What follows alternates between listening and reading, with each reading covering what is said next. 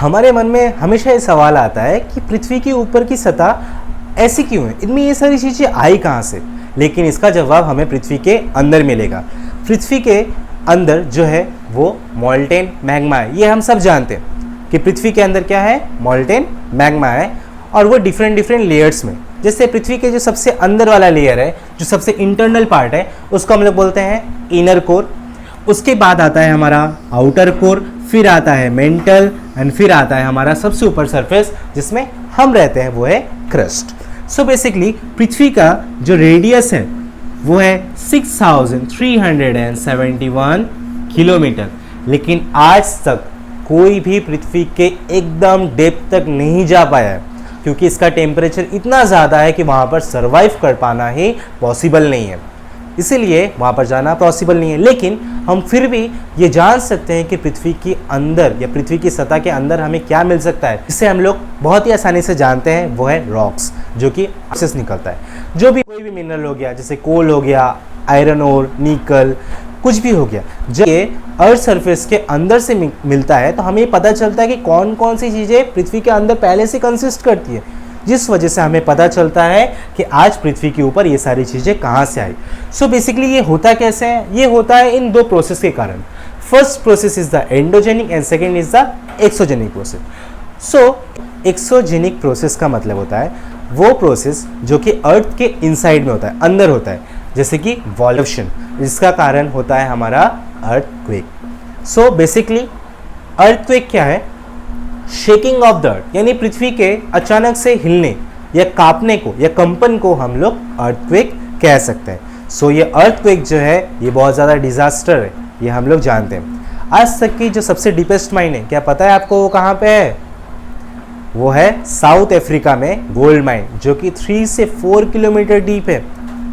इससे ज़्यादा भी साइंटिस्ट लोग कोशिश करें कि वो और अंदर जाकर पता कर सकें, जो कि हमारा एंटार्क्टिका कॉन्टिनेंट में, क्योंकि वो सबसे पुराना लैंड मास है हमारे पूरे वर्ल्ड का, जिसमें वो लोग ऐसा दावा करते हैं कि ऐसे बहुत सारे मिनरल्स मिल सकते हैं जो कि पृथ्वी में और कहीं भी नहीं मिलती हो, क्योंकि वो जगह पूरी तरीके से अनटच्ड है।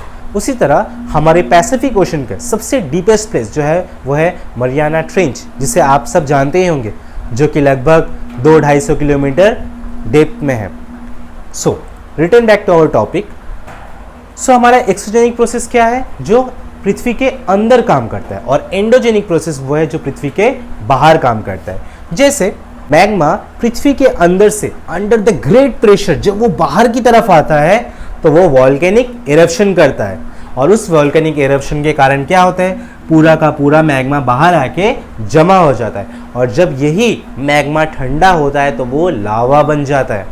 हमेशा हम इस बात को लेकर कंफ्यूज रहते हैं कि मैग्मा और लावा में फ़र्क क्या है। सो मैग्मा और लावा का एक बहुत ही सिंपल फ़र्क यही है कि मैग्मा वो लिक्विड स्टेट में रहता है और जो लावा है वो सॉलिड स्टेट में रहता है, और यही लावा बाद में जाकर रॉक्स बन जाते हैं। इसीलिए माउंटेन्स जो है वो पूरी तरीके से रॉक से बनते हैं, और बाद में अलग अलग प्रोसेस ऑफ नेचर, जिसे हम लोग वेदरिंग कहते हैं। वेदरिंग का प्रोसेस क्या है, बड़े बड़े पत्थर जब हवा के कारण, पानी के कारण या सनलाइट के कारण छोटे छोटे पीसेस में ब्रेक डाउन होकर डिफरेंट फॉर्म्स ले लेते हैं, उसको हम लोग बोलते हैं वेदरिंग। और उसी की वेदरिंग के कारण आज हम लोग देख सकते हैं हमारी पृथ्वी की सतह में ऐसी अनेकों चीज़ें जो हम आज भी ये सोचते हैं कि ये आई कहाँ से, मगर इसका आंसर अब हमें मिल चुका है। क्यों है ना, वो है कि ये पृथ्वी के अंदर से आई है। सो बेसिकली हमारा नेक्स्ट टॉपिक जो है वो है अर्थक्वेक, कि ये अर्थक्वेक क्या है। सो बेसिकली हमने जाना कि अर्थक्वेक क्या होता है, sudden shaking of the earth due to releasing the pressure from inside the earth surface. So basically ये हमारा अर्थक्वेक हो गया। अब अर्थक्वेक काम कैसे करता है? सो बेसिकली अर्थक्वेक दो प्रकार के होते हैं। पहला होता है बॉडी वेव, दूसरा होता है सरफेस वेव। बॉडी वेव क्या होता है, जो वेव एकदम अंदर यानी पृथ्वी की सतह के एकदम अंदर से होते हुए बाहर की तरफ आती है, उसको हम लोग कहते हैं बॉडी वेव। तो इसका नाम इसलिए बॉडी वेव पड़ा क्योंकि ये from the interior of the earth to surface की तरफ जाता है, और ये पूरा डायरेक्शंस यानी हर एक डायरेक्शंस को कवर करता है, इसलिए इसको बॉडी वेव कहते हैं। सेकेंड आता है हमारा वो है सरफेस वेव। सरफेस वेव जो है ये सिर्फ सरफेस के सामने ही होती है, यानी इसको हम लोग बहुत ही ज़्यादा फील कर सकते हैं। बेसिकली सरफेस के सामने होती है और ये वेव्स खुद जनरेट नहीं होती है, बल्कि जो बॉडी वेव नीचे से ऊपर की तरफ आती है और ये दूसरे रॉक्स में लगकर एक नया वाइब्रेशंस क्रिएट करती है, एक नया वाइब्रेशंस क्रिएट करती है। इन वेव्स को सरफेस वेव्स कहा जाता है। क्लियर है आपका कॉन्सेप्ट? नेक्स्ट थिंग, तो हमारे बॉडी वेव्स जो हैं वो दो प्रकार के होते हैं। पहला होता है पी वेव और दूसरा होता है एस वेव। प्राइमरी वेव और सेकेंडरी वेव। प्राइमरी वेव क्या होता है? ये वेव्स जो है वो सीधे फोकस से लेकर एपी सेंटर तक ट्रैवल करते हैं और सबसे ज़्यादा डिस्ट्रक्शन क्रिएट करते हैं। और सबसे पहला जो हम अर्थ सरफेस में जो वेव फील कर पाते हैं या जिस चीज़ को हम लोग महसूस कर पाते हैं वो हमारी प्राइमरी वेव्स ही होती हैं, जो कि सॉलिड, लिक्विड और गैस तीनों में ट्रैवल करती है। मगर हमारी जो सेकेंडरी वेव है ये सिर्फ सॉलिड सरफेस में ट्रैवल कर पाती है, ये दूसरे किसी भी सरफेस में ट्रैवल नहीं कर पाती है। आगे देखते हैं। अब जो ये अर्थक्वेक है इसको हम लोग मेजर करते हैं बेसिकली 0 से 10 के एम्पलीट्यूड में। भूकंप जो है वो अगर आएगा तो ज़्यादा से ज़्यादा 1 2 3 4 5 6 7 8 अब तक का जो सबसे ज़्यादा भूकंप महसूस किया गया वो 9 तक है। ये आगे चल के 12 तक भी मैक्सिमाइज कर सकते हैं, लेकिन बेसिकली इसी को अभी हाईएस्ट पकड़ा गया है। तो किस चीज़ की मदद से हम लोग भूकंप को मेज़र करते हैं? तो जिस इंस्ट्रूमेंट का हम लोग इस्तेमाल करके भूकंप को मेजर्स करते हैं उसको बोलते हैं रिक्टर स्केल। और जिस पेपर में उसको मेजर किया जाता है या स्केल किया जाता है उसको बोलते हैं सिस्मोग्राफ। बेसिकली सिस्मोग्राफ क्या होता है? वो काइंड ऑफ पेन होता है जिसको एक पीस ऑफ पेपर में स्टेबल करके रखा जाता है। जैसे ही भूकंप आता है तो उसके कारण ये शेक होना शुरू होता है और इसके शेकिंग के कारण ऐसे करके एक लाइंस क्रिएट हो जाती है और वो जो लाइंस है वो जितनी हाइट तक वेरी करेगा उस हिसाब से वो भूकंप का एम्पलीट्यूड उतना ही मेजर किया जाता है। इंटीरियर ऑफ द अर्थ के बारे में हम सब लोगों ने अच्छे से जान लिया है, लेकिन अब जानते हैं इसके बारे में और भी ज़्यादा ब्रीफ से। तो हमने क्या देखा कि इंटीरियर ऑफ द अर्थ जो है वो है सबसे पहला लेयर है क्रस्ट, फिर आता है मेंटल, फिर है आउटर कोर और फिर आता है इनर कोर। लेकिन हमारा जो क्रस्ट है वो हर जगह पे सेम नहीं है। ओशनिक फ्लोर यानी समुद्र की सतह नॉर्मल जो सरफेस है यानी जो लैंड सरफेस है उससे बहुत ज़्यादा डिफर करती है। समुद्र में जो ओशनिक जो क्रस्ट है उसका जो डेप्थ है वो है सिर्फ 5 किलोमीटर, लेकिन वहीं अगर हम लोग लैंड सरफेस में देखें तो वो 35 किलोमीटर का डिफरेंस है। क्या कभी आपने नोटिस किया है जो रेलवे स्टेशन में जो बोर्ड्स रहते हैं जिनमें स्टेशन के नाम लिखे रहते हैं उसके नीचे रेड कलर से लिखा रहता है मीन सी लेवल यानी MSL। तो मीन सी लेवल क्या है कि समुद्र की सतह से उस जगह की ऊंचाई कितनी है ये हमें बताने के लिए वहाँ पर कोशिश की जाती है।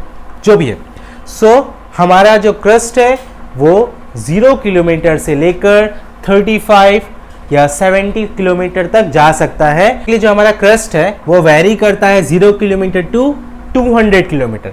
जो आउटर मोस्ट सरफेस है जो इस क्रस्ट और मेंटल को अलग करती है इसको कहते हैं एस्थेनोस्फेयर। यानी जो हमारा मेंटल है वो पूरी तरीके से मैग्मा से भरा हुआ है, यानी ये लेयर असली सोर्स है वॉल्केनिक एरप्शंस का और यहीं से जितने भी ज़्यादा वॉल्केनिक एरप्शंस है वो सब यहीं से क्रिएट होते हैं। उसके बाद ये जो लेयर है मेंटल का ये 2900 किलोमीटर तक जाता है इनसाइड द अर्थ सरफेस, जहाँ पर ये जाकर आउटर कोर में ख़त्म हो जाता है। और फिर आउटर कोर से लेकर इनर कोर तक का जो सरफेस का जो लंबाई है वो है 6300 किलोमीटर, जो कि बहुत ही ज़्यादा डेप्थ में है, इसीलिए आज तक कोई भी इंसान इस तक नहीं पहुंच पाया। बेसिकली हमारा जो क्रस्ट है वो सिलिकॉन प्लस एल्यूमिनियम से बना है, इसलिए हम लोग इसको सेल बोलते हैं। क्या बोलेंगे हम लोग इसको? सेल, SAIL, सेल।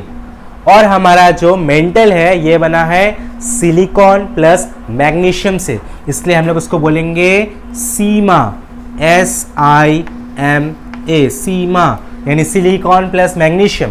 और जो हमारा इनर कोर और आउटर कोर है इसके पीछे भी कुछ राज है, वीडियो के अंत तक बने रहना तभी मैं आपको बताऊंगा।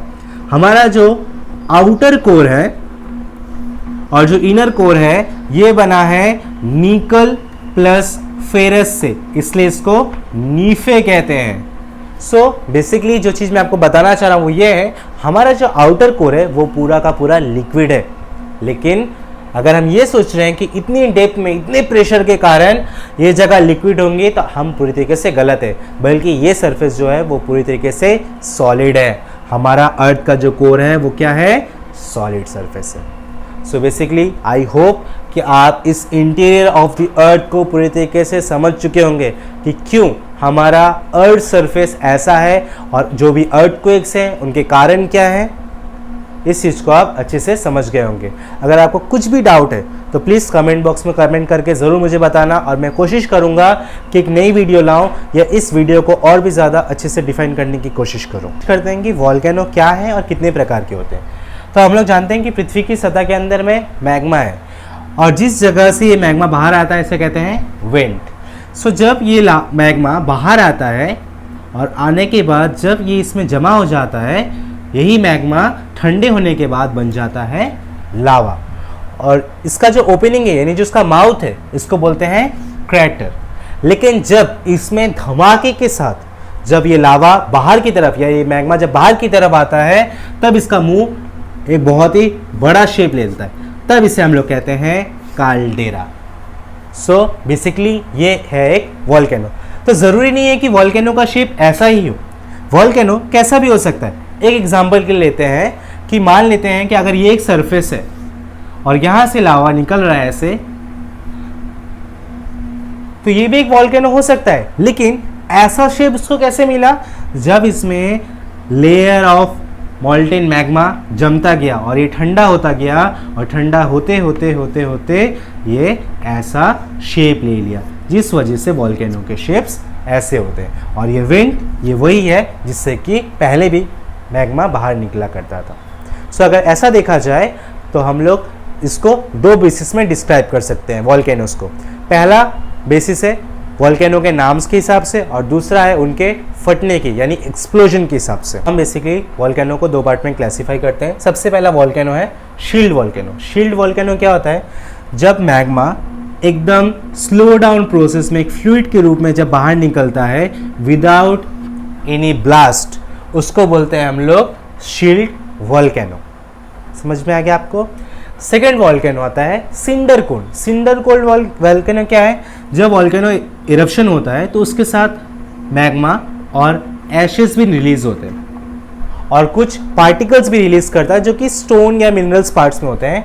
तो जब ये मिनरल्स ऊपर में एक लेयर क्रिएट करते हैं, ऐसे मैग्मा का लेयर, उसके बाद में ऐश का लेयर, उसके ऊपर फिर सिंडर का लेयर, ऐसे जब लेयर बाय लेयर ये करके इसको बहुत ही ज़्यादा स्टीप बना देता है, यानी एकदम खड़ी ढलान बना देता है, उसको बोलते हैं सिंडर कोन वॉल्केनो।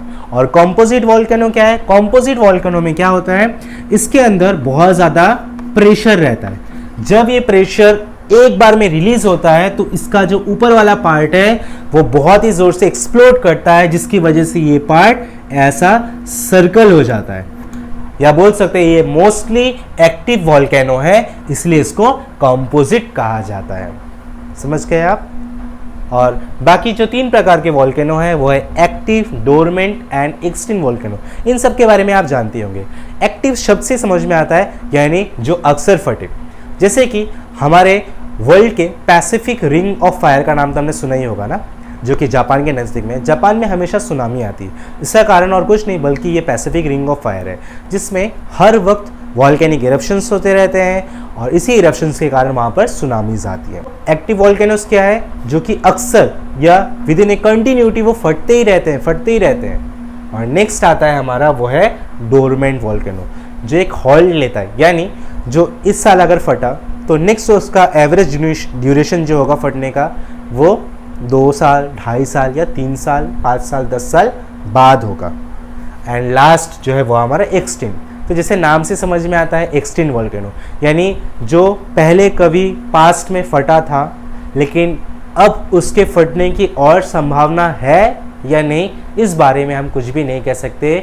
जैसे कि अफ्रीका का माउंटेन किलिमंजारो, जिसके बारे में हम सब जानते ही हैं, जो अफ्रीका का एक बहुत ही खूबसूरत पहाड़ है, लेकिन वो एक एक्सटिंक्ट वॉल्केनो का एग्जाम्पल है। सो बेसिकली आई होप कि आप इस चैप्टर को अच्छे से समझोगे। मैंने अपना लेवल बेस्ट दिया आपको समझाने के लिए।